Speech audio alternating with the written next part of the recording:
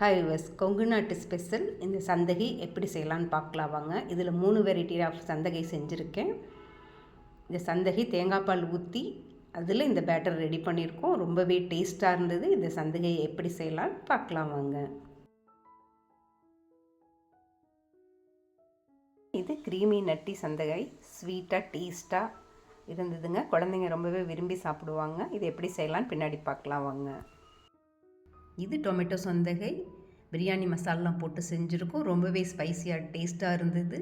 இது லெமன் சந்தகை, புளிப்போட காரத்தோட வறுத்த வேர்க்கடலையோட கடலைப்பருப்பு உளுத்தம்பருப்போட இன்ட்ரெஸ்டிங்காக இருந்தது. லெமன் சந்தகை. இப்படி 3 விதமான சந்தகையை நீங்களும் எப்படி செய்யலான்னு பார்க்கலாம் வாங்க.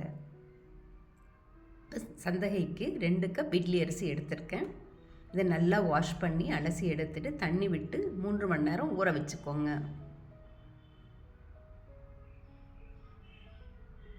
இப்போ இதை மிக்சி ஜாரில் போட்டு அரைச்சிக்கலாம். இதில் நான் அரை மூடி தேங்காய் பால் எடுத்து திக்கான தேங்காய் பாலில் இதை அரைச்சி எடுத்திருக்கேன்.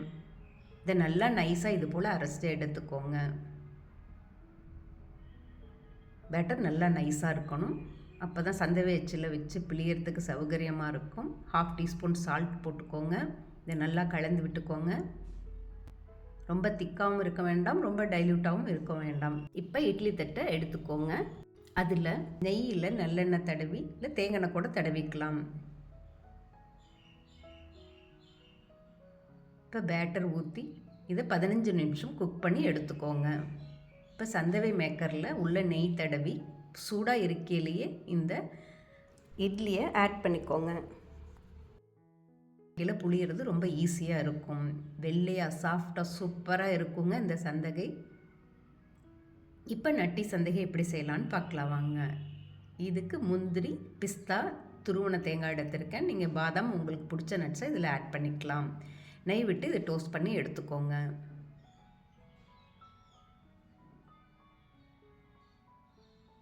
இப்போ இதுக்கு நான் 1 டீஸ்பூன் ஃப்ரெஷ் க்ரீம் ஆட் பண்ணியிருக்கேன். 3 tablespoon milkmaid add பண்ணியிருக்கேன். மில்க் மைண்ட், ஃப்ரெஷ் க்ரீம், துருவன தேங்காய், நட்ஸ், நெய் இதெல்லாம் சேர்த்து கலந்து ரெடி பண்ணும்போது இந்த க்ரீமி நட்டி சந்தகை அவ்வளோ டேஸ்ட்டாக இருந்தது. குழந்தைங்க ரொம்பவே விரும்பி இன்ட்ரெஸ்ட்டாக சாப்பிடுவாங்க. நீங்களும் இது போல் க்ரீமி நட்டி சந்தகையை செஞ்சு பாருங்கள்.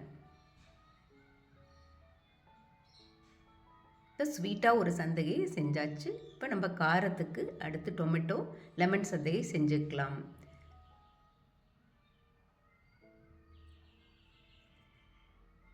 இப்போ இதில் துருவன தேங்காய், நட்ஸ் எல்லாம் ஒன்று ஆட் பண்ணி நெய் விட்டு, உங்களுக்கு இனிப்பு இன்னும் கூட வேணும்னாலும் இதில் சர்க்கரையும் தூவிக்கலாம். இதை மூடி போட்டு வச்சுடுங்க. தேங்காய் பால் அப்சர்வ் பண்ணிக்கிட்டு இந்த க்ரீமி சந்தகை ரெடி. இப்போ டொமேட்டோ சந்தகை எப்படி செய்யலான்னு பார்க்கலாம் வாங்க. இப்போ இதுக்கு கடலெண்ணெய் விட்டுருக்கேன். பிரியாணி இலை, பட்டை, 2 கிராம்பு எல்லாம் போட்டிருக்கேன். ஒரு பெரிய வெங்காயம், ஒரு பச்சை மிளகாய், 3 தக்காளி பழம் எல்லாம் போட்டு தாளித்து விட்டுக்கோங்க. இஞ்சி பூண்டு பேஸ்ட் 1 டீஸ்பூன் போட்டுக்கோங்க. தக்காளி நல்லா சுருள வதங்கணும்.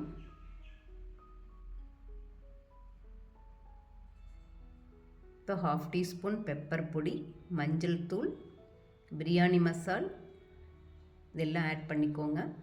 இதை நல்லா வதக்கி விட்டு இதுக்கு காஷ்மீரி சில்லி நான் ஆட் பண்ணியிருக்கேன். பிரியாணி மசாலா போட்டு செய்யும்போது இந்த டொமேட்டோ சந்தகை சூப்பராக டேஸ்ட்டாக இருந்தது.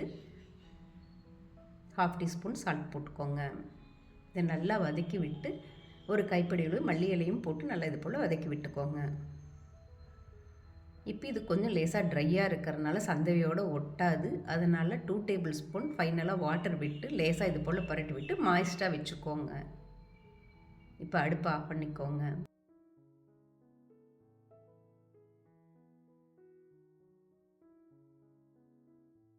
இப்போ லெமன் சந்தகைக்கு எப்படி தாளிக்கலான்னு பார்க்கலாம் வாங்க.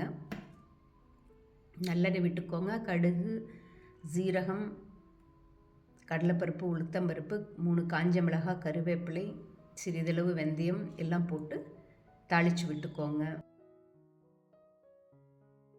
1 டீஸ்பூன் மஞ்சள் தூள் போட்டுக்கோங்க. 1/4 கப் கடலையை வறுத்து ரெடி பண்ணி எடுத்து வச்சுருக்கேன். கடலையை இதில் ஆட் பண்ணிக்கோங்க. இதை லேசாக இது போல் பெரட்டி விட்டு அடுப்பை ஆஃப் பண்ணி 2 லெமன் புழிஞ்சு எடுத்து வச்சுருக்கேன். அடுப்பை ஆஃப் பண்ணி லெமன் ஜூஸை ஊற்றுங்க. ஆனில் இருக்கையில் ஊற்ற வேண்டாம், லெமனோட ஃப்ளேவர் போயிடும். ஆஃப் பண்ணி மிதமான சூட்டில் லெமன் ஜூஸை ஊற்றி ரெடி பண்ணிக்கோங்க. இப்போ சந்தகையை பிழிஞ்சு எடுத்து டொமேட்டோ லெமன் சந்தகை ரெடி பண்ணிக்கலாம் வாங்க. இப்போ ஒரு பார்ட்டை டொமேட்டோ பேஸ்ட்டில் ஆட் பண்ணிக்கோங்க. ஃபோர்க் இல்லை ஸ்பூன் வச்சு லேசாக இது போல் கலந்து விடுங்க. ஸ்பூன் ஃபோர்க்கில் கலக்கும்போது சந்தகை உடையாமல் கலக்கிறதுக்கு ஈஸியாக இருக்கும்.